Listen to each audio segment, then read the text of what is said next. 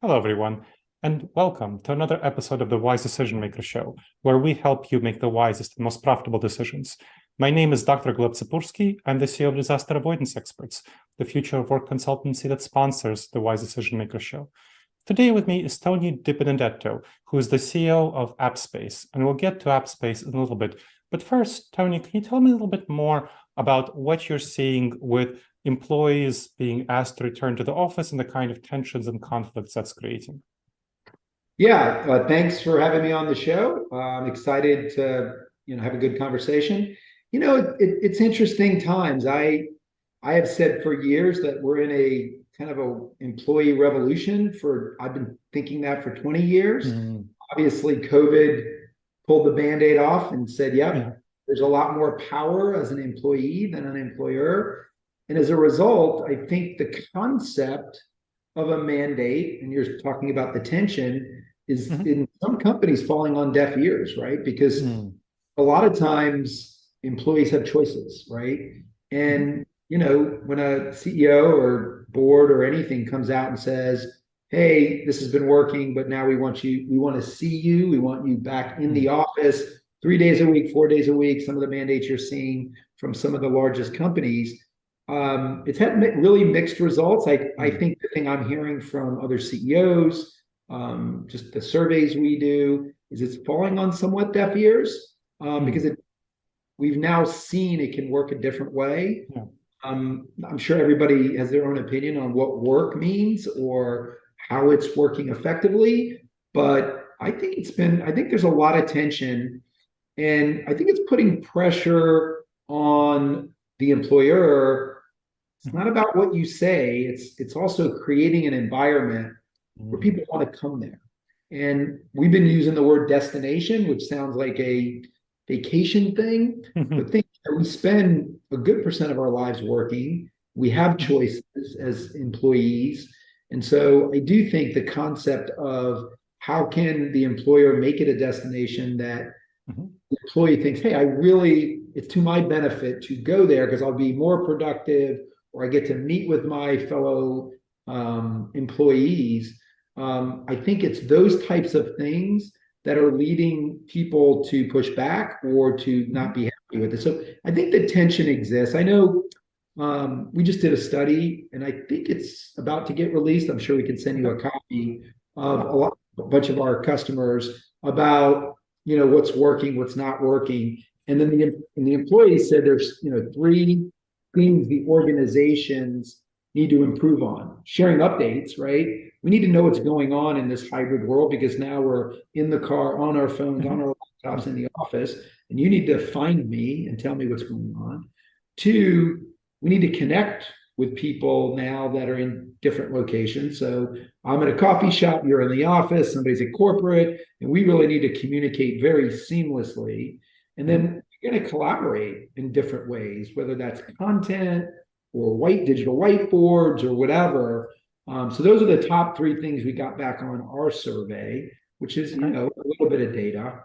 But this idea of collaborating differently is really a hot topic. And the mandate thing, I think it's going to fail. I know there's mixed thoughts on Mm. it, but I think there's so much power in the employee choice that I think the mandate without a destination and without a reason, right? Mhm. The better, we talk to a lot of VPs of real estate, people that are in charge of communications, CIOs, and the smarter, the best companies in the world, they're asking us like, what are the other companies doing? How are they making Sure. it interesting?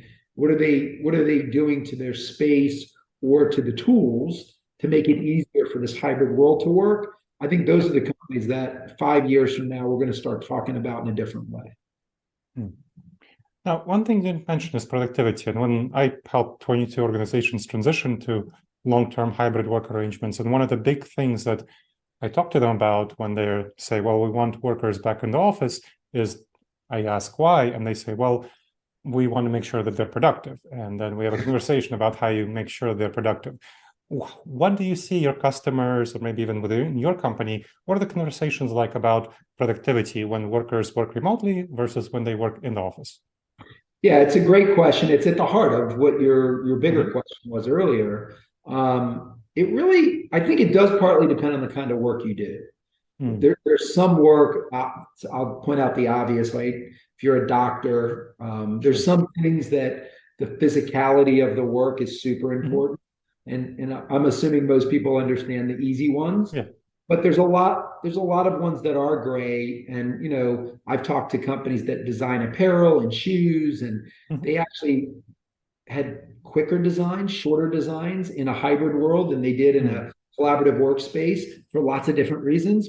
People were more productive during COVID, which they had a lot of reasons for it. So I honestly think it does depend on the work, but this shift that's going on of power, there's also a shift in kind of the generational look at things. And I'm older, I admit I'm older, but you have to adjust to kind of the realities of the times that we're in. And it's really not about activity. You don't have to see the work. If you're running a global company, you don't see the work anyway. It's happening all over the globe. Right. And yes, you have other people in those areas that you trust, but I think we have to evolve to this world where we trust the results and we have the right measures in place. So I think the companies that are well run, that know what productivity measures the outcomes need to accomplish, are much more comfortable. And where there's what I would call more progressive leadership, and they recognize this thing that I'm recognizing, which is we're not going backwards. So you might be able to dictate for another year or two, but the generation of people that are 20 to 35 right now, they want you to trust them because they're trusting you. They want you to trust that they're doing the work because the results are there. And so I think the idea of measuring activity is probably pretty old school. And again, this is coming from a person that is pretty old. But I do think there's a big shift to that. I think if you can't measure it and you have to see it, then I think you have to have a different conversation and say, this is why we're doing that. This is why we need to see you, not because we don't think you're productive, because of X, Y, or Z. And I think most employees will understand or they'll work somewhere else, So I think the idea of seeing the work is really old in its thinking. And I think the CEOs that are more progressive understand this. Yeah, and I found it interesting that Elon Musk was famously well known for wanting all of his employees to be visible and come to the factory floor. And then he, at Twitter as well, Tesla, Twitter, SpaceX. Then recently he closed the Singapore office, the Seattle office, other offices, and told all of his employees there to work remotely because, of course, he's doing some cost cutting. And it costs, of course, much less for a company to have employees work remotely than to have them work in the office. So I'm curious, what have you seen about the cost structure and how that's influencing conversations? Yeah, for one, I mean, in so many ways, Elon Musk is a genius, but I think he's proven also he has some blind spots when it comes to interacting with people. Yeah, I think so too. I mean, he's obviously a genius, but I don't know that he reads the room well when it comes to these types of things. I do think from everything I've read, he's kind of missing this point, particularly in a tech company, where you don't really need to be in an office. A factory might be different if you're talking about people that are on the factory floor. I get that you may have to make adjustments to the robotics, et cetera. Anyway, well, there's a lot of interesting things going on, like the power in organizations. IT and HR were power areas, and real estate was not. And I think today, if you look at the balance sheet of companies, Gartner, I think, recently put something out that about 50% of the leases in the world are up in the next 12 to 18 months. Yeah. Well, I think there's a shift going on in organizations because there's a lot of money in those leases. And so what do we do? I think you are seeing companies do a couple of things.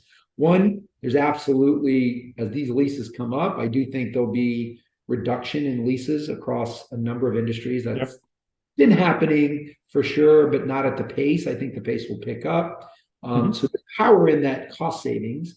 I think the smarter companies will take those cost savings and pump it into workplace experience things, making a destination for people, making the tools better to access data remotely, have an experience at your home that's better than what it was in the office before. I think you'll see stipends around tech at home. I'm seeing this on boards that I'm part of already. So I think that will happen. I also think what we're seeing in these major global companies is they're forming workplace experience teams or departments that bring together real estate, IT, and HR, so that when you think about the workplace experience, it is all of that, right? It's bringing that all together. And when I talk to my friends at Accenture, they're doing a lot of consulting in this area. And they're seeing that the better companies are putting those groups together and creating that destination that I was talking about earlier. And so I think there'll be money available to do what we're talking about with the reduction of the footprints. But I think you'll see the money go into workplace experience, again, in the better companies. Not everybody will do it. There's a lot of pressure with the current economy for public companies to produce results. So I do think some of it will go to that as well. But I think you'll see a shift. I also think you'll see a shift in configurations. I know I was talking to LinkedIn recently. They're a big customer of ours. They're doing a lot of things with collaborative space, obviously flexible walls, and all the just this recognition that people are not, they don't care as much about, do you have an office for me? They want to know that there's a space that can quickly be ready for me, but they also want to know there's lots of collaborative space. So there's a shift towards that individual space to hoteling, which has been going on for years, but also now a shift to a lot more collaborative space, and also an identification of the space in between. So maybe a lot of people work an hour, 2 hours from an office. And so they're like, I need to get out of the house because my house isn't perfect. And I want to collaborate. And so 5 of us are going to go meet at a coffee shop. 5 of us are going to go meet at a park. And we're still going to work, even though some people don't trust that. How can I create this work environment, this collaborative space now in this location that's not governed by IT, HR, and real estate? And so I think you'll see more and more of that happening as I'm listening to our customers, and we're adjusting our product to accommodate this idea of in between. It's not the office, it's not the home office. So I think you'll see a trend there. And again, the better companies will go, oh, that's a good thing, because they didn't drive 2 hours. That's a waste. And they weren't by themselves in the car in maybe a dangerous situation. They were actually at a place where they all decided to meet, because maybe in that sub community, 5 of those people already live and they only have to drive 15 minutes. And it's a coffee shop, a restaurant, it's whatever. And they've accommodated that. It'll be interesting to see if restaurants and coffee shops acknowledge this and start thinking about the monetization of space in their locations, not just about the coffee. It'll be interesting. I haven't thought about that till just now. So. I know that already some are offering things like subscription options for restaurants that you can spend some time there. Or in England, there are pubs that offer packages for co-working for people who work there.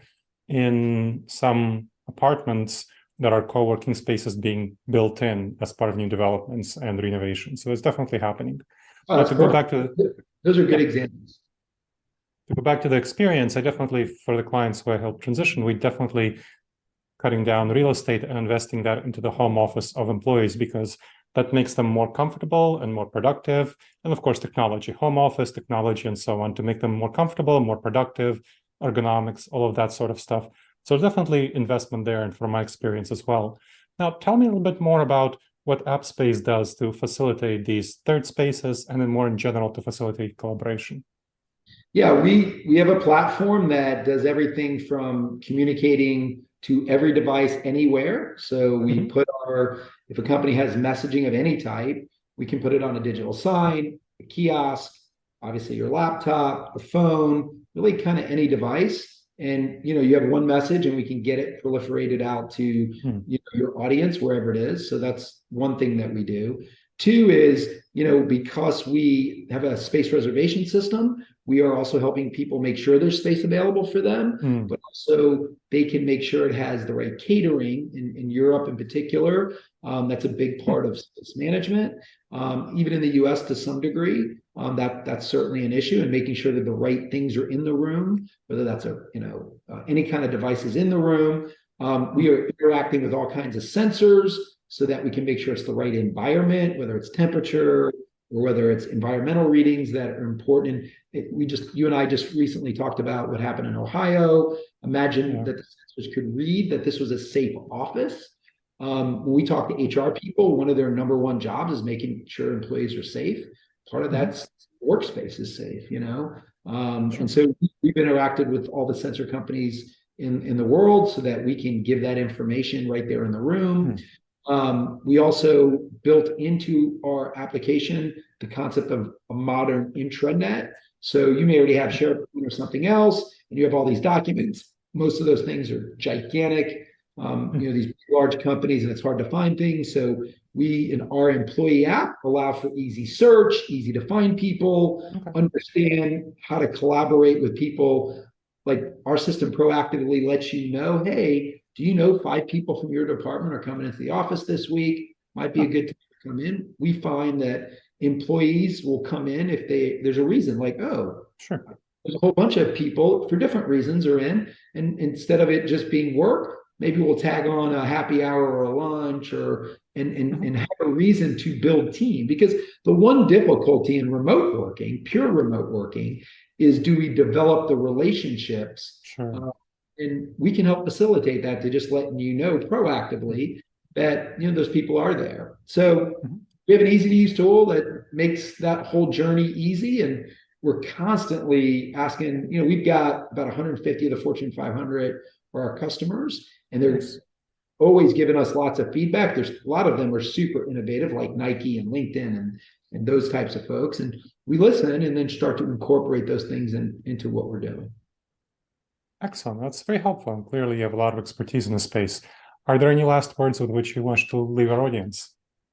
No, it's even though I'm a little bit older, I'm really excited about this empowerment that's happening, that our company right at the middle of what's going on. And, your generation and my daughter's generation, I think I'm excited about the leadership that will come from that and the way that work will evolve. We'll have a user conference in September talking about the future of work. And I'm just excited about where it's going, and what the work we're doing. I read a number of your articles, and I love that pushing the envelope and making us aware of some of the challenges that are going on. So it's good for me to get to know you a little bit.